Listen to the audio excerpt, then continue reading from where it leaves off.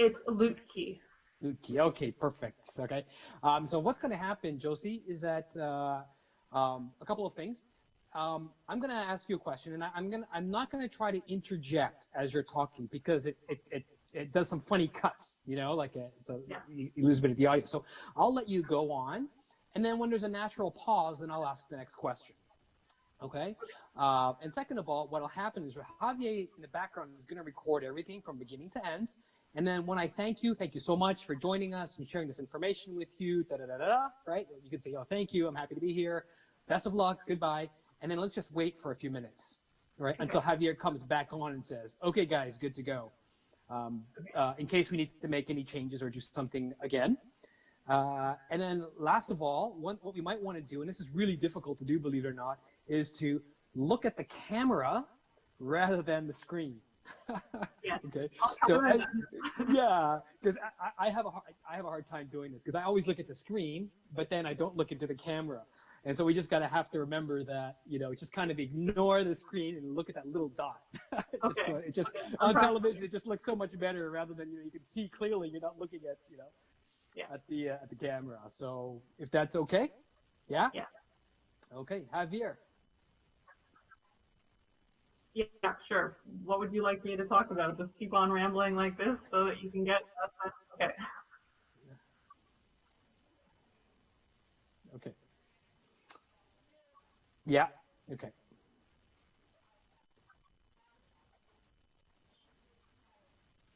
Okay. Count us down. Okay. Gotcha.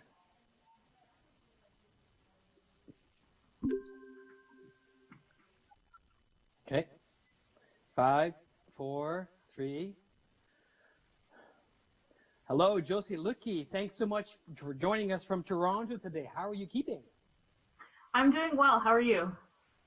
Hanging in there. It's been a bit tough, but it's okay. Happy that you're here talking to us now. It makes my day. Thanks for having me. Okay. So Josie, as the youth coordinator and organizer for Campaign Life Coalition, you are involved in planning of this year's annual March for Life event. Can we talk for a little bit about those plans? Absolutely. Great. Okay. So I'm sure, like me and a lot of other people, it's been a huge disappointment that the rally in Ottawa is canceled because of the COVID-19. But I understand there's some big plans. Can you tell us what that's all about? I would be happy to do so. So we have a week-long online program planned, and that is in order to remember the 1969 Omnibus Bill, which passed and decriminalized abortion in Canada. And since then, it has essentially been a free-for-all. We've had 4 million unborn children killed through abortion. So the National March for Life is intended to both remember those victims and also to celebrate life for the lives that we have been able to save. So on Sunday, May 10th through to Tuesday, May 12th, we have film nights planned at 8 p.m. Eastern Time. First, we'll have Strings Attached by the Culture of Life Africa founder, Obinujo Ikiocha. We'll have an interview with her and as well as a screening of that film.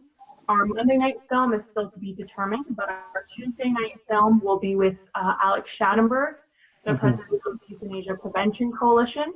Obviously, that issue is very pertinent right now, what with Bill C7 in Parliament, which would expand euthanasia significantly. So we'll be screening his documentary, Fatal Flaws, that night. On the Wednesday, we'll have, as we have every year, the Candlelight Vigil, except this time it will be a virtual Candlelight Vigil. And that's going to be hosted by Jesse and Kathleen LeBlanc, or A Guy and a Girl Music. And then we'll have, again, as we do every year, personal testimonies, religious reflections, and a lot of praise and worship music. So, yeah. So despite the fact that the actual rally won't take place in Parliament Hill, there's a whole bunch of activities and ways to participate online, at least virtually. Yes. And then the big day is Thursday, May 14th. And so we will, again, be having the same events that we normally have on that day. They'll just be online instead. So the morning we'll have masses, we'll have prayer services, all for the intentions of the pro-life movement for the protection of life from conception to natural death. And then we'll also be having a national pro-life mass at 12 p.m., which will be streamed on marchforlife.ca, as well as EWTN, Eternal Word Television Network. And then following that, at 1 p.m. to 2:30 p.m., we'll have a pro-life special on EWTN, and that will be with guests like Kevin Dunn, Stephanie Gray, and our Campaign Life Coalition Vice President, Matthew Wojciechowski. And so that's like one of the main draws. The theme will be on Be Not Afraid. So I definitely encourage people to watch that. And then following that at 2:30 p.m., we'll be hosting an online live stream. Again, we'll have really high profile guests, pro-life leaders, not only from across Canada, but also from across the world. So it will still be as big an event as it is every year, except again, we've had to make that transition online. And then on the following day, the Friday, May 15th, instead of having a youth conference, we'll be hosting a webinar with CLC Youth in Niagara Region Right to Life, specifically for young people, and it will be run exclusively by young people as well. Okay, so it sounds like there's a whole bunch of really exciting things planned. I'm really excited about it. Can you give us, again, where people can go to participate? Yes. So everything will be either linked to or streamed from marchforlife.ca. So you can find everything there. If you're wondering, okay, what time is something at? Again, that's where the schedule will be. That's where the links to everything will be, marchforlife.ca. You can also sign up in advance for updates regarding that event. So that all you have to keep in mind, marchforlife.ca. That's great. So, obviously we were all a little disappointed that the big events had to be canceled. It's something that we love going to. I go to every single year. But with the fact that now everything is going online, we're doing a lot of things virtual. How do you think this is going to change the way rallies and events like this are going to be organized in the future? Well, we've always wanted to do some video component. Unfortunately, we're not actually allowed to bring screens to Parliament Hill. It's something that we've tried to do in the past. Maybe that will change in the future. But through the planning of this virtual National March for Life, we've created new relationships and we've developed existing ones, again, with pro-life leaders from across Canada and from across the world. So it would be really great if we could incorporate what we're learning now into future marches, and that's definitely something we'll be looking at. Because even though everyone can't necessarily come to Ottawa, it is truly the National March for Life.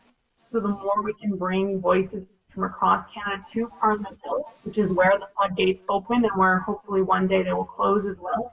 That's what we're aiming for. So we're looking at ways that this will influence how we do the march in the future. So this could actually be a good thing, for future events. Yes. And again, even though it's quite disappointing that we're not able to be there in person this year, at least we're able to bring in a lot of voices that we wouldn't otherwise be able to include. So that's really cool in a way. Yeah, that's great. So listen, I want to change the line of questioning a little bit. I tend to ask this to everyone who we interview.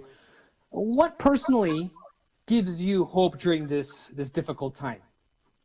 Well, the pro-life mission is a huge part of my life. So I have to mention the fact that even though here, unfortunately, abortions are still being considered an essential service, worldwide, we are seeing abortion clinics close. The International Planned Parenthood Federation indicated that 14% of its total service delivery points have closed. Over 5,000 of those clinics in 64 different countries. So that's great. Donald Trump saying that he would not suspend funding for the World Health Organization, which is a huge promoter of abortion. All of that gives me hope. And then also just knowing that we have been reminded that we can't be totally self-reliant. We're not totally in control. I have hope that reminder of our weakness, of our vulnerability, will hopefully turn people to God, and is a reminder that we need Him. We can't rely on man. We rely on Him. And so I think that was something that's actually desperately, desperately needed at this time. So just being reminded of our own mortality. Amen to that. Amen to Yeah. that. Josie, thank you so much for taking the time to talking to us today. And we certainly look forward to all of the big events that are coming up in the next, I guess it's next week now for the big rally. Couple of weeks, but yes. Couple of weeks. All right. So Soon. thanks again, Josie. We'll talk to you again soon. Thank you very much for having me. Okay. Bye-bye.